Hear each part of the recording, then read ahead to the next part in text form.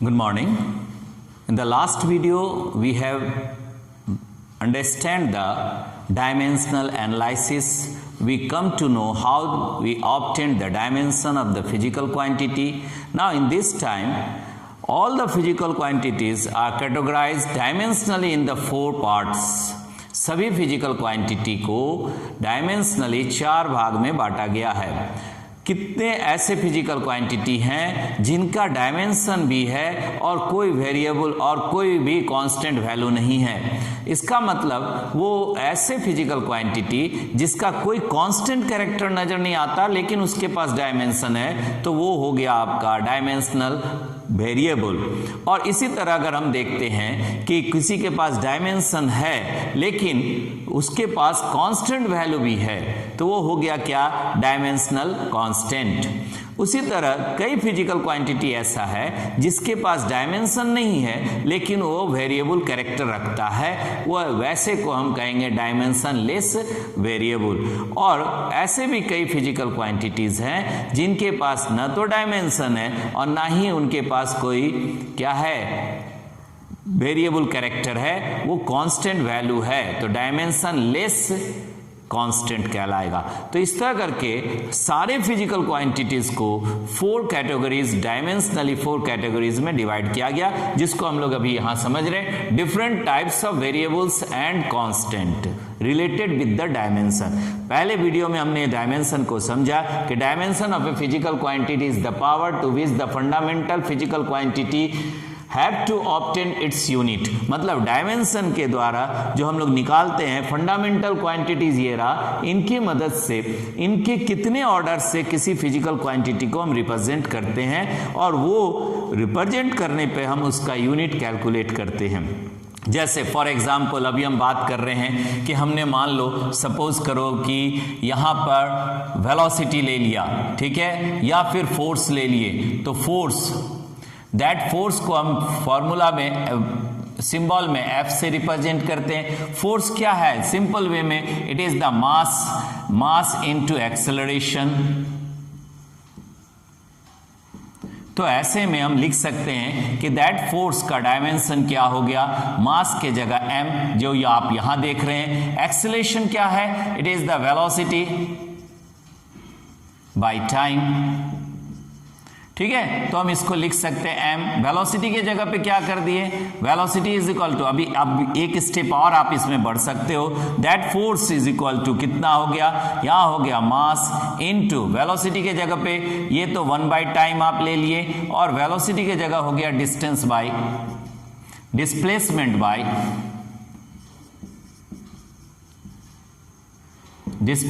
By time.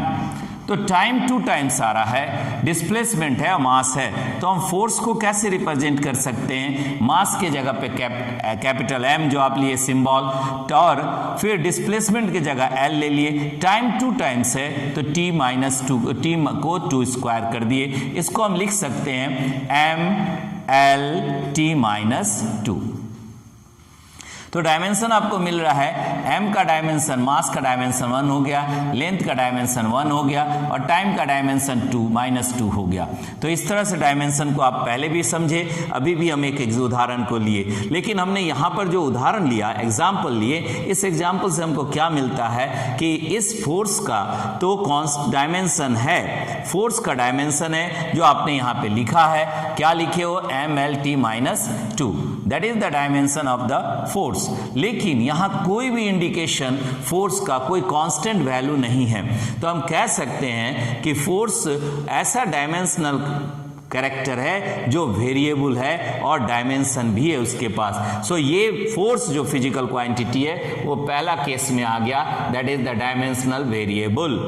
यहाँ कोई भी इंडिकेशन किसी कांस्टेंट कैरेक्टर का नहीं है। कितना फोर्स एक्ट कर रहा है इसके बारे में हम लोग नहीं जान रहे, तो हम यहाँ कह सकते हैं दोज फिजिकल क्वांटिटी या फिजिकल क्वांटिटीज हैविंग बोथ क्या? Dimension and variable character, both, या कह सकते हैं फिजिकल क्वांटिटी या क्वांटिटीज कर दो, हैविंग क्वांटिटीज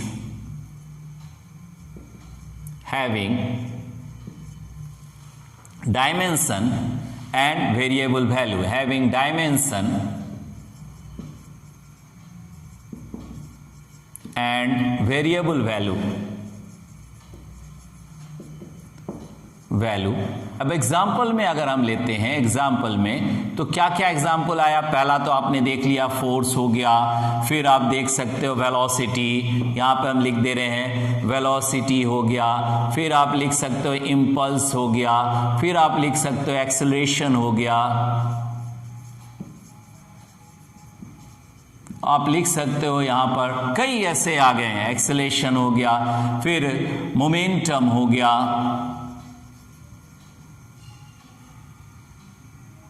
ETC,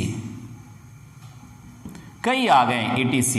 इस तरह से कई और हम कंसिडर कर सकते हैं। अब दूसरा टाइप आप ले रहे हैं, फर्स्ट टाइप में आपने लिखा डायमेंशनल वेरिएबल, जो आपको यहां समझ में आया। दूसरा बात कर रहे हैं डायमेंशनल वेरिएबल आपने लिया था, यहां डायमेंशन लेस वेरिएबल, मतलब डायमेंशन नहीं है, ऐसा भी फिजिकल क्वांटिटी है जिसका डायमेंशन नहीं होता है, लेकिन वो उसके पास वेरिएबल कैरेक्टर है, उसका कोई कांस्टेंट वैल्यू नहीं है। जैसे फॉर एग्जांपल अब हम यहां पे ले रहे हैं एंगल के बारे में बात कर रहे हैं या स्ट्रेन के बारे में बात कर रहे हैं, तो एंगल का डिफिनेशन क्या हो गया? मान लो हमने यहां पर इसके केस में एग्जांपल लिया एंगल, तो एंगल क्या है? That is the arc by radius. Angle को क्या कहेंगे? Arc by radius.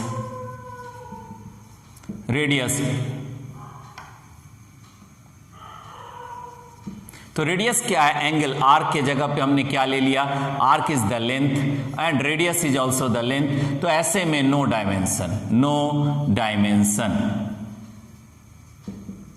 डायमेंशन नहीं है, एंगल का डायमेंशन नहीं है। इसी तरह अगर हम स्ट्रेन के बारे में बात करें तो स्ट्रेन में भी क्या मिल रहा है? दैट इज स्ट्रेन कह सकते हैं, that is the change in dimension by original dimension.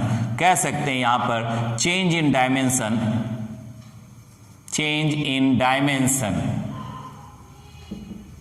By original dimension. तो हम क्या लिखेंगे यहां पर भी? दोनों ही डायमेंशन लेंथ का हो गया। अगर आप लॉन्गिट्यूडनल स्ट्रेन ले रहे हैं, अगर दूसरा कुछ ले रहे हैं, तो सेम डायमेंशन का ये कैरेक्टर है, change in dimension by original dimension. तो यहां पर भी नो डायमेंशन। ठीक है, तो जैसे आप लॉन्गिट्यूडनल स्ट्रेन ले लो तो length, change in length bye original length, तो लेंथ ही है और लेंथ कैंसिल हो गया, सो नो डायमेंशन। तो ऐसे कंडीशन में ऐसा भी फिजिकल क्वांटिटीज है जो इसके पास डायमेंशन नहीं है बट वो वेरिएबल कैरेक्टर है। ठीक है, तो हम लिख सकते हैं the physical quantities having no dimension but variable value. Physical quantity having no dimension but variable values। तो एग्जाम्पल में अगर आप लेते हो तो पहले तो यही दो आपको मिल रहा है, एंगल, स्ट्रेन, ETC। कई ऐसा फिजिकल क्वांटिटी है जिसका डायमेंशन नहीं है और उसका कोई कांस्टेंट वैल्यू भी नहीं है, वेरिएबल वैल्यू है। जैसे दो एग्जाम्पल आप यहां पे देखें। अब आ रहे हैं तीसरा, मान लो हम बात करते हैं थर्ड, क्या कैरेक्टर बताता है? थर्ड में देखो आपने लिया है डायमेंशनल कांस्टेंट। ऐसा भी फिजिकल क्वांटिटी है, देखो यहां पे लिखा हुआ डायमेंशनल कांस्टेंट। अब इसका एग्जांपल क्या हो गया? दैट इज, अब यहां पर एग्जांपल ले रहे हैं जैसे वेलोसिटी ऑफ कह सकते हैं velocity of speed, light, velocity of light. तो लाइट का वेलोसिटी मतलब c, अब वेलोसिटी ले लिए, वेलोसिटी का डायमेंशन वही होता है LT-1, लेकिन लाइट का है तो लाइट का कांस्टेंट वैल्यू भी है, और वो वैल्यू कितना आप लिखते हो? इंटू 3 × 10⁸ मीटर पर सेकंड, मतलब ये यूनिट हो गया, इंटू 3 × 10⁸ और इसका यूनिट अगर लिखेंगे तो वेलोसिटी ऑफ लाइट, डायमेंशन से हम यूनिट भी निकालते हैं, जैसा आपने लिखा है टू ऑब्टेन इट्स यूनिट, तो हम लिख सकते हैं 3 × 10⁸ मीटर पर सेकेंड। तो वेलोसिटी ऑफ लाइट एक ऐसा फिजिकल रिलेशन है जिसमें कांस्टेंट वैल्यू भी है और डायमेंशन भी है। ठीक है, तो इस तरह से और भी आ गया, जैसे ग्रेविटेशनल कांस्टेंट मतलब जी का वैल्यू अगर आप ले रहे हो तो ग्रेविटेशनल कांस्टेंट का वैल्यू होता है 6.67 × 10⁻11, और इसका जब हम कैरेक्टर लेते हैं तो ये हो गया force into this by the mass का स्क्वायर, तो यहाँ पर आर का स्क्वायर, ये आपका कैरेक्टर हो गया। तो ऐसे में सबका डायमेंशन रख दो, तो जी का डायमेंशन भी है और कांस्टेंट वैल्यू आप देख ही रहे हो। जी का डायमेंशन कितना हो गया, फोर्स का हो गया mL/t-2 और लेंथ का हो गया L² बाय मास हो गया m का स्क्वायर, नीचे कर दिए, इसको ऊपर करेंगे तो ये वैल्यू आ गया m-1L³ और t-2, ये हो गया डायमेंशन। जी का डायमेंशन भी मिल गया और जी का कांस्टेंट कैरेक्टर भी है। इसका मतलब ऐसे भी फिजिकल क्वांटिटी है जिसका कांस्टेंट वैल्यू भी है और डायमेंशन भी है, तो हम लिख सकते हैं the physical quantity having the constant value as well as dimension are known as dimensional constant. Physical quantities having constant values and its dimension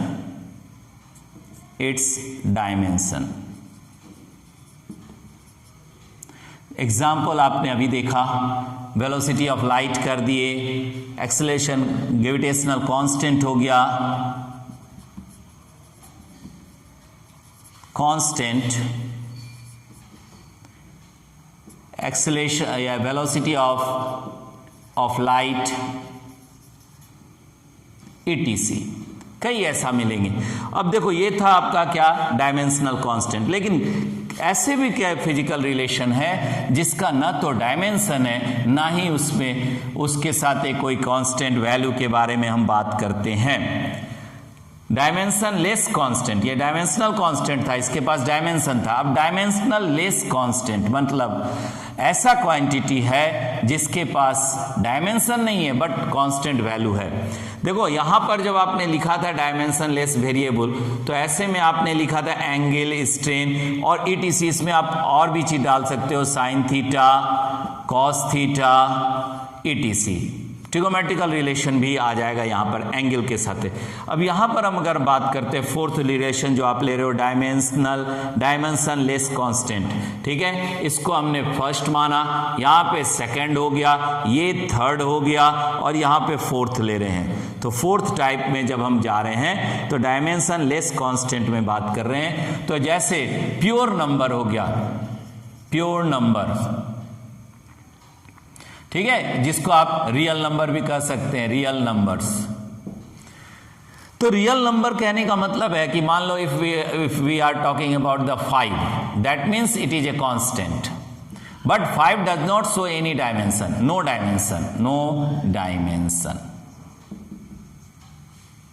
तो ऐसा भी कैरेक्टर है जिसका डायमेंशन नहीं है और वो कांस्टेंट वैल्यू रखता है। ऐसे में जैसे मान लो पाई का वैल्यू कह दिए, एक्सपोनेंशियल का रिलेशन आ गया, लॉगरिथम आ गया, ये सभी का वैल्यू क्या है, कांस्टेंट है, लेकिन इन सभी का डायमेंशन नहीं होता है। तो हम लिख सकते हैं dimension less constant, the physical quantity having constant value but no dimension, no dimensions। तो ऐसे को हम क्या कहेंगे, तो ये हो गया आपका एक एग्जाम्पल के साथ है, जैसे आप यहाँ पे लिख दिए एग्जाम्पल के रूप में, पाई हो गया, एक्सपोनेंस हो गया, रियल नंबर या प्योर नंबर्स हो गया etc। तो ये सभी हम यहाँ पे जाने कि सारे फिजिकल क्वांटिटीज़ को 4 तरीके से आप देखते हो, किसी पे डायमेंशन है, किसी पे वेरिएबल डायमेंशन नहीं है, कोई कांस्टेंट वैल्यू ही है सिर्फ, कोई कांस्टेंट के साथ डायमेंशन भी है। तो ये सभी हम फिजिकल रिलेशन को डायमेंशनली चेक करते हैं। अभी in the next video we go through that dimension का यूजेस कहाँ कहाँ है।